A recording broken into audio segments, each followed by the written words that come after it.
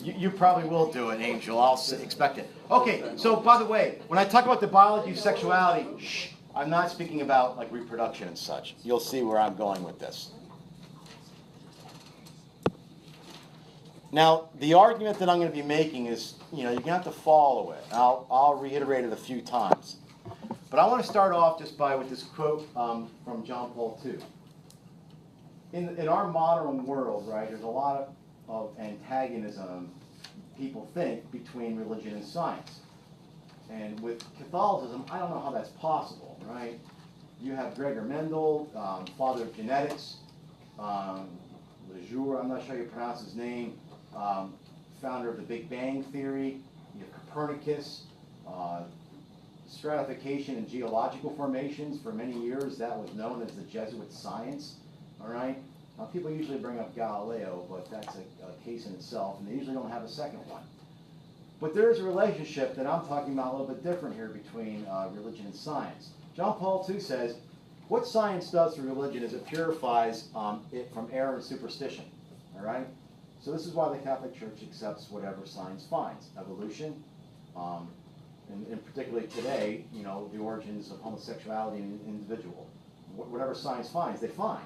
The Catholic Church is not going to be opposed to that. There's nothing that science is going to introduce that's going to change the faith. On the other hand, though, John Paul II says religion has a role. It purifies science from idolatry and false absolutes. All right? In other words, science cannot become the religion for another person, or what we call scientism. In other words, if something is not empirically proven, then we don't believe it. That's a pretty narrow definition of what is or is not true. And I saw last night, I watched about a 40-minute video. I saw Bill Nye, who actually put out a video talking about some of this stuff, gender theory. Okay, I didn't see a lot of science involved in that. No slight to him, but I don't know where he was coming from. My understanding is a bachelor's in mechanical engineering, but all they were talking about was gender and sexuality theory. They weren't bringing up any science.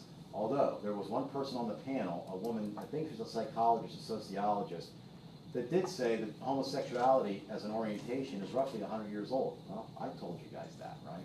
We know that from the origins of the word, all right? So anyway, what we're going to try to look at is, if someone says that they have a same-sex attraction and they were born that way, right? Like the song from Lady Gaga, okay? Why would we argue with them, right? If somebody says to me, Steve, I've always had the same-sex attraction towards males or towards, if you're a female, towards other women. I have no memory of ever not having that. Why in God's good name would I tell them that they're mistaken? That's a phenomenon that we have to address, right? The Catholic Church says we have to be open to this kind of dialogue. Now, when I was in high school, it was a debate, is there a gay gene? Okay, we know there's not, all right? People say it probably would, if there was, it would have been dissolved over generations where they don't reproduce. But that's not always true, because just because a person has a homosexual orientation doesn't mean they didn't meet a woman and reproduce. What I'm saying, though, just because there's no technically a gay gene, that doesn't mean that there isn't strong evidence that genetics play a part, okay? And we're going to talk about that. That doesn't mean that there isn't strong evidence that genetics plays a part.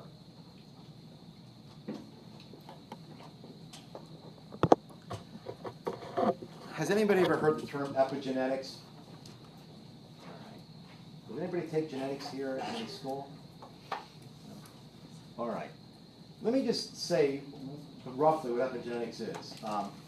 And I'll give you a brief definition that I got from the Encyclopedia Britannica. It's a good, clear description for us. In this, this is a person who's an LGBT advocate, right? So he says, look, maybe epigenetics is explaining how it transfers from one generation to another, right? Evidence shows that homosexuality can run in families. But yet, twin studies, monozygotic twins, they share the same DNA. So anything that's studied genetically, people are always going to look for twin studies. So if you have two monozygotic twins and one's gay and they share the same genes, and if it's purely a gene thing, then why aren't they both gay? Well, they're finding only 20% of identical twins are both gay. So that means that if it runs in families, but there's not that gay gene, then maybe there's some other genetic underpinning to the sexual orientation that didn't turn up in the major homosexual genes. They made us suspicious that something besides genes produce heritability that isn't genetic, all right? They found, they found this phenomenon that this whole group of people who were children of Holocaust survivors were developing diabetes. And what they found was that the experience that their parents had, in other words, sometimes your parents' experience can affect you, even if it's not genetic. There's a genetic link, but it's not in the genes, because genes aren't going to, we know evolution tells us that genes don't jump. I mean, maybe have you ever heard the term punctuated equilibrium? I mean, that's a theory that, maybe it's not a long, slow thing. Maybe it's like bam and it happens. But even that's not going to happen from mom to the child. So what happened was they're saying these women who had experiences of extreme poverty or deprivation of food were in starvation mode, that their body was always in starvation mode, therefore acting, metabolizing in a different way, that was passed on to the children. So they're kind of finding maybe that's an epigenetic link. This is still kind of new. It's not brand new, but in other words, this isn't the end all, but it's an option. What they're finding too is with PTSD, that they took people who had that as adults and then checked out genetic markers of those within the group that had childhood trauma and those that didn't. They found that they did not overlap. All right? So they're saying that there's something else going on there, right? They say that PTSD patients who experienced significant abuse as children exhibited more changes in genes associated with the central nervous system development and immune system regulation. And those that didn't have a history of childhood abuse displayed more changes in genes associated with cell death and growth rate regulation. So they're saying that there's something with that trauma that somehow that got in. Now, when we talk about epigenetics, they do not know, and I say we, I'm not a scientist, they do not know how this gets affected. And I'm going to tell you something as a visual, and it's not accurate, but it might help you understand. If you have a DNA sequence, perhaps there's like a gate that might open and close depending on some environmental factor. That could be an environmental factor of when you're in the womb, right? Perhaps some people get flooded with estrogen in the womb. It could happen from trauma when you're a young child. It could happen with habits you pick up like smoking. Perhaps these things are not changing your DNA sequence, but they're affecting your genetics. All right, that's what epigenetics studies. So the definition that I'll give you is pretty simple and straightforward. It says that there's alterations in your chemical modification of DNA, but it doesn't modify the DNA sequence, okay? So there's chemical modification of the DNA, but it doesn't change the DNA sequence. So the DNA sequence stays the same, but somehow there's changes in modification of it, all right? And since this isn't a science class, we don't need to know anything more than that. I just thought if I'm going to talk about it, I should at least define it. Now, when I say chemical modification, I'm not saying like chemicals got on your skin. I'm talking about the chemical reactions within the cell. Something triggers that chemical reaction, and that it's some environmental thing, and they really do not know. So what they're saying then is this epigenetic link, it could explain the phenomena of being born that way. All right? So when somebody says, there's no gay gene per se, but yet I have no, memories of ever not being attracted to the same sex, so I'm born this way, epigenetics could explain that. It doesn't mean that it does. It's a possibility, and it's the one they're looking at, okay? Now, that being said, we have to ask a few questions. Now, if you are an LGBT advocate, right, this may not change your position. That's not the goal. But what I'm trying to say is you have to consider this, right? I mean, oftentimes, like I'm viewed when I'm in a conversation, I'm the Catholic moral theologian, so I'm thought to be dogmatic and and narrow-minded. I tell you, a lot of times my experience is the exact opposite. I'm the one open to whatever it is they're saying, listening to the arguments, asking questions about the science and their other faith, but the other person tends to be closed. And I always find that ironic that the person who's more liberal in their views tends to be more dogmatic and narrow, and I'm supposed to be the one like that, right? So I always ask people that if you need to resolve these things, right? Otherwise, we're no worse than a Christian who says, I don't want to hear your argument, I don't care, Jesus says it's wrong. I mean, if you don't like talking to those people, then you shouldn't like talking to the people, I think they should be allowed to do what they want, I don't care what you say. Both of those are narrow-minded, right? So we have to work beyond that. So if this is true, if it's epigenetic true that the person is born that way, it doesn't follow that you must then act on that impulse, okay? That's the argument, though, isn't it? If they're born that way and they have no biological control over it, then, leave them alone. I mean, if I'm misrepresenting it, let me know. But that's how I understand the argument, okay? So I guess my question then, and I'll show you a syllogism, why are we only going to consider that with sexuality? Why sexuality cannot have its own standard in terms of what's biologically not a choice? Let's say it that way. Sexuality cannot have its own standard in terms of what's biologically not a choice.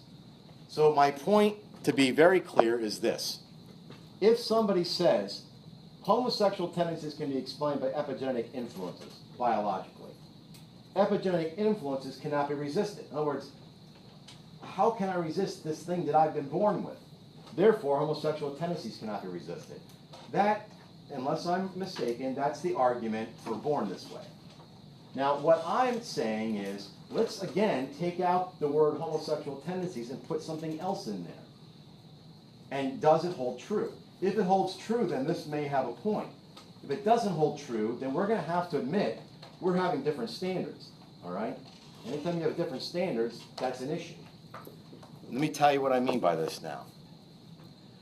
Epigenetics doesn't just study homosexuality, okay? Well, I mean, it's not even really like its main thing, of course. Pedophilia. Before I start talking about it, let me just say that's a sexual deviance, all right? Pedophilia is prepubescent, all right? We're talking 11, 10, younger, all right? 13, 14, 15-year-olds that are involved in older people, that's not a pedophilia act. That's child molestation, but it's not pedophilia. That's just not, I mean, pedophilia is prepubescent. Pedophilia is an orientation. Under no circumstances would I make any effort to condone or even defend some of the bishops that were passing priests around, and the priests that did those horrific acts to young children. But part of that never got into the discussion in a big way, because it always seemed like if you brought it up, you were defending their bad acts. We now know that pedophilia is not something you can cure, all right? In psychology, it was thought in the 60s and the 70s that it was something you can cure through therapy.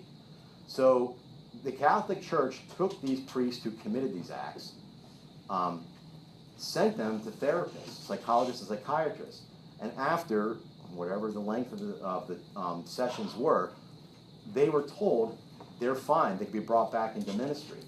Well, they immediately went back into their old acts. We now know that pedophilia is a lifelong attraction, like homosexuality is, right?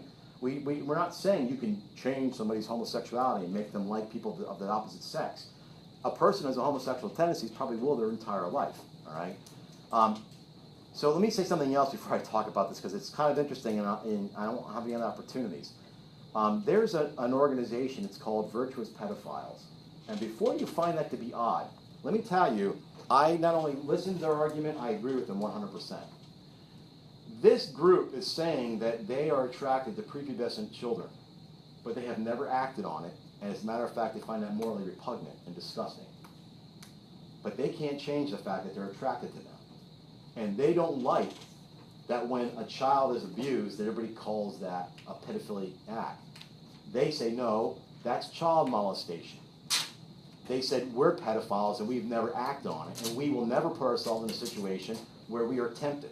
All right? They used to have, they have an organization, they used to have a website with names listed on it, But you can imagine that didn't go well, all right? Now, I agree with them. If a person's a pedophile and recognizes that, I think that's extremely virtuous that they realize I can't overcome this. I have to just get out of the situations. I have to make sure I'm not around children by myself, all right? That being said, there are epigenetic links with pedophilia, all right? In the same way, recent findings give rise to the view that epigenetic mechanisms are at the core of the sexual differentiation, and they serve as the interface between hormonally transmitted changes and sex chromosome-related effects. Now, I want to make very clear, I am not comparing homosexuality and pedophilia. You get that? So don't anybody go home and say, Mr. Bueno said they're the same. What I am saying is, if they are both orientations, right, that people are born with, why would we say one's acceptable and the other one's not? That's two different standards. Now, I understand that you might make the case, well, this is maybe non-consensual. I get that point, all right? But I'm still saying under no circumstances will we agree with this, just because they are born that way, all right? Now, interestingly enough, is infidelity genetic? They found risk-taking, people who take risks, particularly people who are promiscuous as teenagers before you're married, and people who are caught in situations of infidelity once they are married, they actually have the genetic, the gene linked. They're saying this is a variation of the DRD4, right? They know what it is. They can identify it in a person. This person is much more acceptable. Look, 50% of people with that reported being unfaithful, compared to only 22% of people that did not have it. Gender made no distinction. Male or female, both people with this variation were both more promiscuous and unfaithful. Now, let me just ask you something. They are born that way, right? We would agree on that. If I were to have an affair and then explain to Mrs. Bueno about my born this way, do you think that she would accept that as an excuse? No. Under no circumstances. So here's another situation where we can say a person's born that way, but we're not going to accept them acting on it, right? So my point, so that you're very clear, is why would we have one standard for sexuality, but not for these other ones? That's not even logical, right? So what happens then, what would the Catholic Church's stance on all this be, is that, remember how I told you, remember we were going over made in God's image, and I said, the Catholic view is that we are rational beings with free will. And then I said the world's view was that you are determined and it's instinctual. Go with your instincts. That may not have clicked on what I meant by that. But when people are saying you're born this way, therefore you should allow it, they're claiming that you should follow your instincts. The Catholic Church simply steps in and says, the view of the human person always raises one's rationality above our instincts. We're not animals. We can reason through this. If I did carry that gene, and I had a strong inclination to be unfaithful to my wife, I have never lost, I retained my free will. I still can choose not to act on that. So the Catholic Church would ask of a person who's born that way with homosexuality the same thing. We get it. Maybe you have very little control over it. That doesn't follow that you have to act on it. There are other options of love for you, right? In other words, again, this always falls back that we get love and sex confused. Like, if I have a friend who's gay, I can love him extremely deeply. There doesn't have to be a sexual component to that to express the love. All right? Okay. Any questions on that? All right. Now, what I'm going to do here is I'm going to show you a real quick snapshot, and by this I mean it's hard to talk about an ancient world in 5 sentences on a screen and to pretend that 500-year spans were all condensed into one idea. But I want to give you a picture. I'm going to talk about ancient Greece, ancient Rome, and then ancient Israel, the Jews. You might hear people saying that there were always homosexuals, and it's probably true. There were probably always men and women who were attracted to each other. But when I told you that homosexuality as an orientation was no more than 125 years old, And somebody might say, yeah, but there was homosexual behavior in ancient Greece. I'm going to explain to you what they meant by that. And it's probably something you've never heard before. And to be quite honest, if your morals are in line, you'll probably find it disgusting. But as I explain this to you, here's how you do it. When I'm talking to people of other faiths, right, I like to tell you how I listen to them first. I want them to give it to me on their own account. I don't want to question them as they go. If you go into cultural anthropology and you study other cultures, you can't keep trying to, compare it to your own. You have to accept it on their own terms. You can comment on it and you can, have your views. That's fine. But you have to accept it on their own terms and say that's how it was for them. So that's the only way you're going to properly understand it. So in ancient Greece, pure love was separated from the sexual act. In other words, the love between a man and woman was to have children. All right? So a man got married so he can have a child. But see, that was very utilitarian because they didn't expect to have the romantic love like we might think, right? This was what they call almost utilitarian love. I am with this woman for her to have a child. So pure love separated procreation from the sexual act. The love of man and woman was for the sake of procreation. Okay? And this was not the era that we live in now. Women and children were, in many regards, property. So marriage was imposed on a woman as a role. Okay?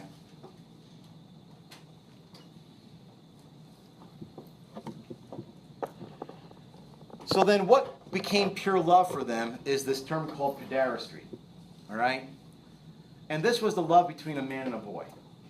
And it was sexual. But it wasn't just sexual.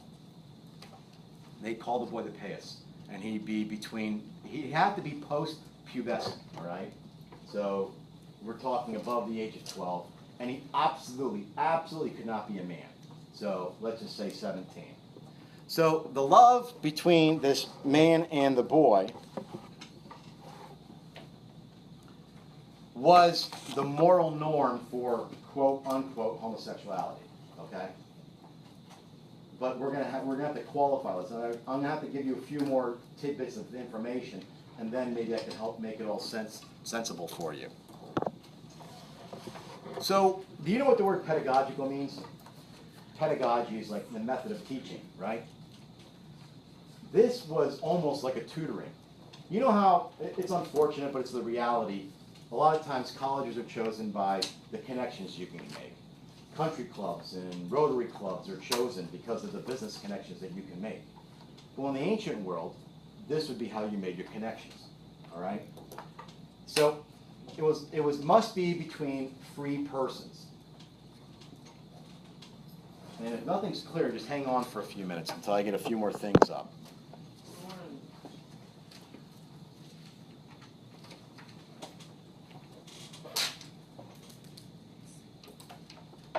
What happened in this pedagogical relationship was, and everybody was in on it, this was absolutely consensual, right?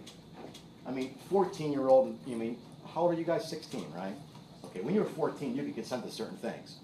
This was all part of it, okay? If you were a family and a prominent lawyer or politician chose your son as their pais, it would be an honor.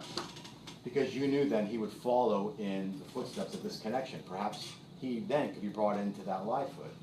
He was expected to be, now this was what they call pure love, because this love was only for sex. There was nothing else, right?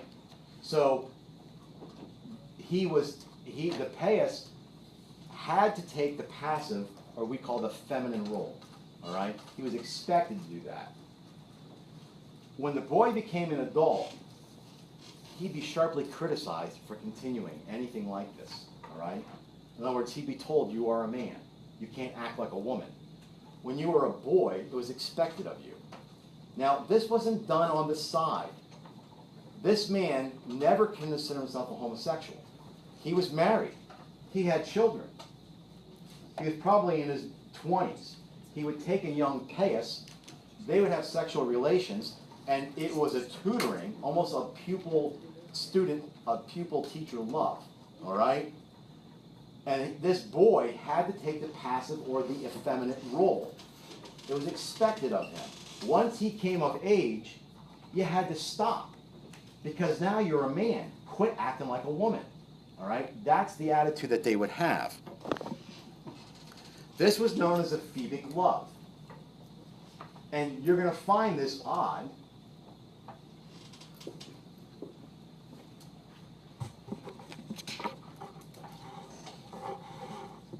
But it was not considered to be homosexual orientation.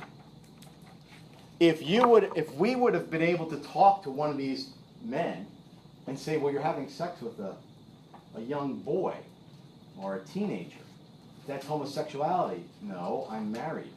That's a phoebic love. This is the pure love I have with that child. It's real and it's true. Well, then why would it continue on? Because he has to act like a woman. The men don't do that. Boys, it's acceptable. Now, we should find this somewhat disturbing and perverted, right? What I'm trying to say is if somebody refers to homosexuality in ancient Greece, this is really what we're talking about here.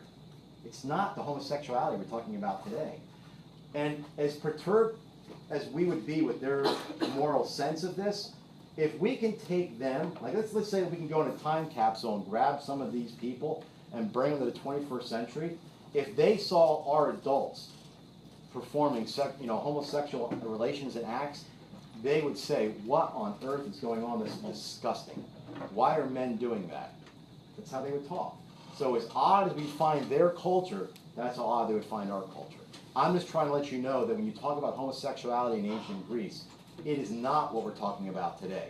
As far as female homosexuality, lesbian, not even considered. There's no way women would be with other women, all right, in these cultures. This is men with boys, all right, post-pubescent boys. In ancient Rome, and again, I know that this is a broad brush, homosexuality was really a private matter. I guess this was the original don't ask, don't tell. If you were, citizenship in Rome meant something. Anybody here remember why was St. Paul not crucified? He was a Roman citizen. He was a Roman citizen, and that meant everything. To be a Roman citizen came with a lot of rights. If you weren't a Roman citizen, they much didn't care about you. So if you were a master and you had slaves, it didn't matter if they were old, young, male, or female. Do what you want with them. They're property. So if a man wanted to have sexual relations with a little boy or a little girl or a man, as long as they were a slave, they were nothings, all right? I have to get out of that group text. Anyway. Pederasty, what we're talked about in ancient Greece, was illegal, all right? They didn't accept that man-boy relationship. If you were a prostitute, even if you were a prostitute and a Roman citizen, well, let's put it this way. If you were a Roman citizen and were a prostitute, you could be deprived of certain rights. They would diminish your rights. I mean, do you understand that this is their views of sexual morality were just different than ours. They find our sexual morality quite odd, even if we find them quite odd, right? Now, this was a historian and a doctor of the 2nd century, Soranus. He talked about homosexuality, male-male attraction in adults. And he said it was the disease of a corrupt mind. All right? So we have some record of a physician in the 2nd century considering homosexuality the disease of a corrupt mind. So it wasn't like it didn't exist, right? I'm just trying to say, how is it accepted generally in the culture? And again, I realize I'm being very broad-brushed about this. By 438 AD, by the 5th century, all passive homosexuality was absolutely banned. Right? In other words, in a homosexual relationship, one always tended to assume the effeminate role. Does anybody want to guess what happened in the Roman Empire by the 4th and 5th century that might have affected this? What happened in the 4th and 5th centuries of the Roman Empire? Christianity. See, they thought that was funny. I thought that was for real.